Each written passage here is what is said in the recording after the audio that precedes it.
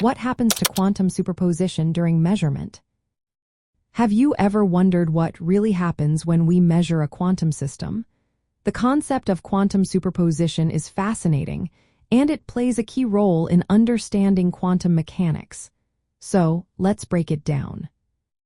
Quantum superposition refers to a state where a quantum system exists in multiple possible states at once.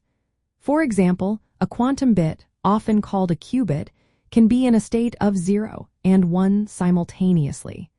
This combination is described mathematically by something called a wave function. Now, here comes the interesting part. When we measure this quantum system, something remarkable happens. The superposition collapses into a single, definite state. This means that the act of measurement forces the system to choose one of the possible states. This process is known as wave function collapse. It is important to note that this collapse is not a gradual change. Instead, it is an abrupt transition from the superposed state to one specific outcome. The probability of each possible outcome is determined by the squared magnitude of the coefficients in the wave function. This is explained by what is known as the Born rule. For instance, if a qubit is equally superposed between 0 and 1, it has a 50% chance of collapsing to either state when measured. This randomness is a fundamental aspect of quantum mechanics.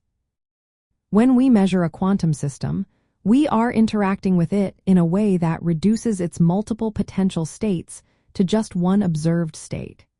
This is essential for the field of quantum technology because it dictates how we extract information from quantum systems. If a qubit in superposition is measured during a quantum computation, the superposition collapses.